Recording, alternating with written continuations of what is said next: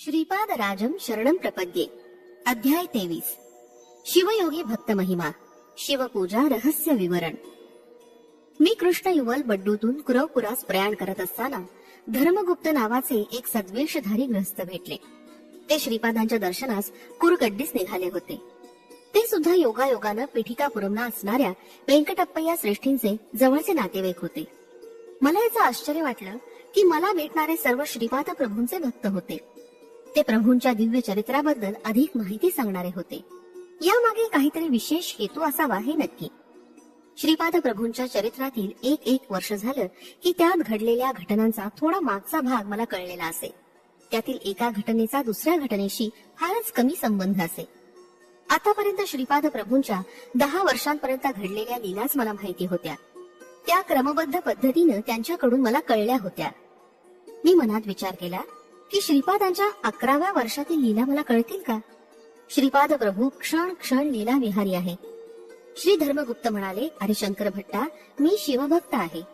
श्रीपाद 11 वर्षाचे झाले असताना एके दिवशी त्यांच्या घरी एक शिवयोगी आला। तो अत्यंत विद्वान होता। तो केवळ करतला भिक्षाच घेत असे। तो आपल्याजवळ झोळी, भांड, थाळी असं काहीच बाळगत नसे। तो दिसण्यास एखाद्या वेड्या पुरुषाप्रमाणे दिसे। तो एके दिवशी कुक्कुटेश्वराच्या मंदिराजवळ आला। त्याचे धुळीने माखलेले कपडे आणि विचित्र बोलणं ऐकून त्याला देवळातील पुजाऱ्यांनी मंदिरात येऊ दिलं नाही। तो देहाचं भान नसलेला अवधूत होता। तो सतत ओम नमो शिवाय हा शिवपंचाक्षरी मंत्राचा जप करत होता। मी माझे मेहुणे वेंकटप्पय्या श्रेष्ठींच्या घरी घोड्यावरून गेलो होतो। वाटेत असलेल्या कुक्कुटेश्वर मंदिरात जाऊन दर्शन घेण्याची माझी सवय होती। मी वैश्य प्रमुख असल्यानं देवळातील अर्चकांनी माझ्या नावानं मोठी पूजा केली। त्यांना चांगली दक्षिणा देण्याची माझी पद्धतच होती। मी 5 वराह त्या अर्चकांना दिले। त्यांनी आपापसात ते वाटून घेतले। देवळातील अर्चकांनी मला त्यांची आर्थिक परिस्थिती, त्यांचे अनेक कष्ट याविषयी सांगितलं आणि सनातन धर्माच्या रक्षणासाठी तुमच्यासारख्या सदाचारी शिष्याची अत्यंत आवश्यकता आहे असं ते म्हणाले। तेवढ्यात बाहेर आलेला शिवयोगी आत आला। त्याबरोबर 2 नागसर्पही आत आले। ते पाहून अर्चकांच्या तोंडाचं पाणी पळालं। शिवयोगी म्हणाले, अहो अर्चक स्वामी, तुम्ही घाबरू नका। ही शिवाची आभूषणं आहेत। पुत्र ज्याप्रमाणे आपल्या पित्याला प्रेमानं आलिंगन देतो, तसेच हे नाग आपल्या पित्यासम कुक्कुटेश्वराला आलिंगन देण्यासाठी आतुर आहेत। ते आपले स्नेही समान आहेत। आपण आपल्या स्नेहाला पाहून घाबरणं किंवा पळून जाणं हे महापाप आहे। अर्चक स्वामींनी विशेष पूजा केल्यामुळे ते नाग आकर्षित झाले। नागभूषण कुक्कुटेश्वराची आपण मनापासून अधिक श्रद्धेनं पूजा केली पाहिजे। रुद्राध्यायातील नमक आणि चमक सुस्वरात म्हणून रागयुक्त शिवाची भजनं म्हटली पाहिजे। अर्चक स्वामी तिथंच बसून होते। मंदिरात येणाऱ्या भक्तगणात कोणी धनवान होतं तर काही भक्त साधारण गरीब होते। विशेष धन दान देणाऱ्या भक्तांची अर्चक स्वामी अधिक आत्मीयतेनं भाषण करीत। या अर्चकांमध्ये पिठिकापुरममधील सूर्यचंद्र शास्त्री नावाचा एक चांगलं अनुष्ठान करणारा पंडित होता। त्याला श्रीपाद प्रभूंबद्दल भक्तिप्रेम होतं। तो श्रीपाद प्रभूंचं स्मरण करून नमक चमक सुस्वरात आणि रागयुक्त आलाप गात म्हणत असे। तिथे आलेल्या नागांना त्याचं गाणं आवडलं होतं। ते सुद्धा आपले फणे हलवत आपला आनंद प्रकट करत होते। शिवयोग्याला घेऊन सूर्यचंद्र शास्त्री बापनारिलूंच्या घरी आले। तिथं त्यांना संतृप्तिकर भोजन करवलं आणि श्रीपाद प्रभूंचं दर्शन घडवलं। श्रीपाद प्रभूंनी त्यांना शिवशक्ती स्वरूपात दर्शन दिलं। त्या दिव्य दर्शनानं तो शिवयोगी एवढा आनंदित झाला की त्याला समाधी स्थिती प्राप्त झाली। अशा अवस्थेत तो 3 दिवस होता। त्यानंतर श्रीपादांनी आपल्या दिव्य हस्ताने त्याला जेवू घातलं। श्रीपाद म्हणाले, ए मुला, सनातन धर्मात सांगितल्याप्रमाणे आपलं जीवन व्यतीत करून संसार तरून जा। पुराणात विषयांच्या कल्पना किंवा असत्य असं काही नसतं। त्यातला सामान्य अर्थ वेगळा असतो आणि गूढ रहस्यात्मक अर्थ हा वेगळाच असतो। अनुष्ठान करणाऱ्या साधकास त्यातील अंतर अर्थ आणि गूढ रहस्य अंतःकरणात स्फुरतं।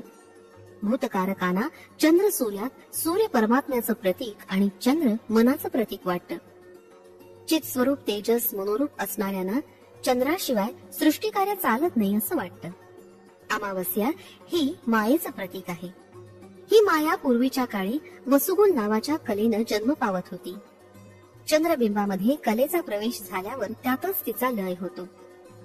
ज्या प्रकारे माया परमेश्वर तेज घेऊन मनोरूप चंद्रात पसरते, त्याच प्रकारे चंद्रात सूर्याचे किरण समाविष्ट होतात. माया असो अथवा अमावस्या असो, त्यांच्या जड स्वरूपामुळे त्यांच्यापासून निर्माण झालेलं जगत त्यांच्या चिरकाल सान्निध्यानं चित्त जडात्मक आहे. वसंत ऋतू ज्याप्रमाणे सृष्टीतील फूल फळाच्या उत्पत्तीसाठी कारणीभूत होतो, तसंच स्त्री सुद्धा शिशूच्या जन्मास कारणीभूत होते. मृत्यूलोकात जीवाला जन्म मरण असतं. पाताळ लोकात सूर्यकांतीमुळे कांतिवान दिसणाऱ्या लोकांना वृष्ट असं म्हणतात. सप्तपाताळात वेदांच्या अधिष्ठात्र देवता असतात. मनाचं ज्या ठिकाणी निवासस्थान असतं ती भूमी सप्तपाताळ या नावानं संबोधली जाते. याची अग्नी आदी देवता आहे. या अष्टदेवतांना अष्टवसू असं नाव आहे. सूर्यकांतीमुळे शोभायमान होणाऱ्या देवतांना वसू असं म्हणतात. ब्रह्मशिला नगरातील श्रीपाद प्रभूंच्या बहिणीच्या वासवी या नावाचं हे गूढ रहस्य आहे. या अष्टगोलकांच्या मध्ये असलेल्या वायुस्कंदाला सप्त समुद्र असं नाव आहे. सामान्य जन या सप्त समुद्राला जलस्वरूप समजतात, परंतु ते खरं नाही. शिवमहिमा. आंध्र प्रदेशातील 11 शिवक्षेत्र आणि त्यांचं स्वरूप. शिव हा एकादश रुद्र स्वरूप आहे. आंध्र प्रदेशात 11 शिवक्षेत्र आहेत. त्यांचं दर्शन घेतल्यानं महाफल मिळतं. ती क्षेत्र पुढील प्रमाणे आहेत. बृहतशिला नगरातील नगरेश्वर, श्रीशैल्यावरील मल्लिकार्जुन, द्राक्षारामम येथील भीमेश्वर, क्षीराराम येथील रामलिंगेश्वर, अमरावती येथील अमरलिंगेश्वर, कोटिफली क्षेत्रातील कोटिफलेश्वर, पिठिकापुरम येथील कुक्कुटेश्वर, महानंदी येथील महानंदीश्वर, काळेश्वर येथील काळेश्वर, कालहस्ती येथील कालहस्तेश्वर, त्रिपुरांतक येथील त्रिपुरांतकेश्वर. शिवाची मूर्ती पूजेसाठी कुठेच नसते.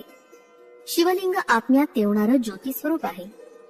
सिद्धी प्राप्त झाल्यानंतर निर्मल मनरूपात असणारी निर्मलता म्हणजेच स्फटिकलिंग आहे. आपल्या शरीरात असणारा मेंदू त्याला ज्ञान मिळवण्यासाठी सहकार्य करणारा रुद्र आहे. मानेपासून नाडी रूपात मानेच्या खालीपर्यंत व्याप्त असणाऱ्या नाड्यांना रुद्र जटा असं म्हणतात. शिवाच्या हटयोगी रूपात लकुलीश्वर आहेत. शिवप्रभू भिक्षाटन करून जीवांची पापकर्म हिरावून देतात. या सृष्टीतील तालबद्ध असलेली सृजन, स्थिती आणि लय यातील महास्पंदन शिवाच्या आनंद तांडवानं सुव्यवस्थित चालतात. यामुळे शिवाला नटराज असं म्हणतात. शिव परमानंदकारक असून तो आपल्या अनन्य भक्तांना मोक्ष सिद्धी प्रदान करतात. चित्त म्हणजे मन आणि अंबर म्हणजे आकाश. आकाश रूपात असणारा तो चिदंबर. चित्त अधिक अंबर बरोबर चिदंबर आहे. तुम्ही पाहत असलेल्या या विशाल विश्वात रोदसी रूपात रुद्र स्वरूपच आहे. 12 ज्योतिर्लिंगात राशीचक्रातील 12 राशींचं हा प्रतीक आहे. म्हणून शिव काल स्वरूप आहे. 8 दिशांना ज्या अष्टमूर्ती आहेत त्या चिदाकाश स्वरूपच आहेत. पंचभूत शिवाची पंचमुख आहेत. पंच ज्ञानेंद्रिय, पंच कर्मेंद्रिय आणि मन मिळून एकंदर 11 रुद्र आहेत. यालाच एकादश रुद्र असं म्हणतात. शिवाचं उमा महेश्वर रूप नित्य प्रसन्न रूप आहे. त्रिगुणांचं भस्म करून घेतलेलं रूपच त्रिपुरांतक रूप आहे. ज्ञान नेत्र हाच शिवाचा तिसरा नेत्र आहे. शिवांच्या जटाजुटातून परम पावन अशी निरंतर प्रवाहित होणारी गंगामाता उगम पावते आणि धरतीवर प्रवाहित होऊन साऱ्या प्रदेशाला सुजलाम सुफलाम करते. आर्द्रा नक्षत्र आकाशात चमकत असताना शिवप्रभू दर्शन देतात. मिथुन राशी जवळ जाण्यासाठी अगोदर वृषभरास ओलांडून जावे लागते. ही वृषभरास नंदीश्वराचं प्रतीक आहे. तो धर्मस्वरूप आहे. 2 भुवयांमधील पेटणारी ज्योती म्हणजेच लाल चंद्रकळा. योग स्थितीमुळे उद्भवलेल्या कामवासनेमुळे स्त्री पुरुष भेद नाश झाल्यावर एकत्व स्थितीस प्राप्त होणं आणि याचं स्वरूप म्हणजेच अर्धनारी नटेश्वर. लिंग म्हणजे स्थूल शरीरात आत लपून असलेलं लिंग शरीर. हे ज्योती स्वरूपात विलसत असतं असं वेद सांगतात. शिवपूजा रहस्य अनुष्ठान केल्यानं किंवा गुरुकटाक्ष असेल तरच समजतं. भौतिक रूपातील पिठापूर जसं आहे तसंच ज्योतिर्मय स्वरूप असलेलं स्वर्ण पिठापूर एक आहे. त्याला आणि श्रीपाद प्रभूंना जो निरंतर भजतो किंवा स्मरण करतो तो ज्ञानी भक्त श्रीपादांना जाणू शकतो. तो कितीही दूर असला तरी स्वर्णपीठिकापुरातच वास करतो. अशा भक्ताला श्रीपाद प्रभू अत्यंत सुलभप्राय असतात. भौतिक पीठिकापुरम मधील कुक्कुटेश्वर मंदिरातील अर्चक स्वामी प्रमदगणांचे अंश रूपानं जन्माला आले होते. भूतप्रेत पिशाचादी महागण अनेक असतात. योगाभ्यास करणारे आणि श्रीपाद प्रभूंची आराधना करणारे भक्त त्या भूतप्रेतांना रोखून ठेवतात. हे सर्व अडथळे दूर करून जे भक्त श्रीपाद प्रभूंना येऊन भेटतात ते धन्य होतात. श्रीपाद प्रभू म्हणाले, माझ्या आजोळच्या घराच्या अंगणात एक मोठं संस्थान होणार आहे. असं अनेक वेळा मी सांगत आलोय. माझा संकल्प अमोघ आहे. मुंग्या जशा अगणित संख्येत असतात तसे माझे भक्त लक्षानुलक्ष आहेत. योगीगण माझ्या संस्थानाचं धर्मपालन योग्य रीतीनं करतील. कोण, किती जण, कुठून, केव्हा, कशा प्रकारे येणार हे मीच ठरवतो. पीठिकापूर इथं वास्तव्य केल्यावर श्रीपादांच्या संस्थानाचं दर्शन सर्वांनी केलंच पाहिजे. माझा अनुग्रह जे योग्य शिष्य आहेत त्यांनाच होईल. त्यांच्यावर मी अमृतवृष्टी करेन. अयोग्य व्यक्तीला माझं दर्शन मृगजळासारखं वाटेल. श्रीपाद श्री वल्लभांचा जय जयकार असो. फलश्रुती ऐश्वर्य प्राप्ती.